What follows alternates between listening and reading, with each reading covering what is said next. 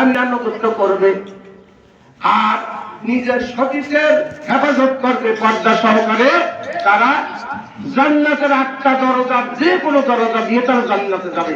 আমার মা বোনেরা, এই 4টা কাজ আপনারা করেন, আপনাদের আর কোনো চিন্তা নেই। এই 4টা কাজে আপনাদের জন্য জান্নাতে যাওয়ার জন্য যথেষ্ট। সুবহানাল্লাহ বললেন না? আমার মা বোনেরা, রাত বেশি যাচ্ছে, মা বলতে আচ্ছা, অল্প কোথায় 5টা প্লেট লাগবে, থাকবেন তো ইনশাআল্লাহ। হযরত আইয়ুব নবীর নাম শুনছেন? আইয়ুব নবীর পরীক্ষাটা একটু বলি। আইয়ুব নবীর ছিল 4টা বিবি। তার সম্পদ, তার ঘোড়ার পাল, উটের পাল, শুনছেন? একটু খেয়াল করে শোনো, অল্প সময়, অল্প সময়। তার ছাগল, ভেড়া, উট, দুম্বার, পালের অভাব ছিল না, দোকানপাটের অভাব ছিল না। তো ইনি এই অবস্থায় ওনার 4টা বিবি। তো আল্লাহর সাথে ওনার পরীক্ষা।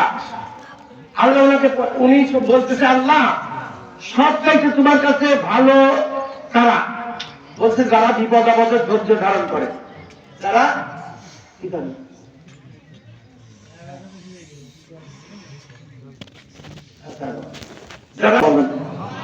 ওনার তো অভাব নাই, সুখ শান্তির অভাব নাই, অসুখ বিসুখ নাই, টাকা পয়সার অভাব নাই, ধনজনের অভাব নাই, সন্তান সন্ততির অভাব নাই। তো উনি যখন বলছে আল্লাহ আমাকেও বিপদ আপদ দেন, ওয়াজ করবো না, আল্লাহুম্মা সাল্লি আলা মাওলানা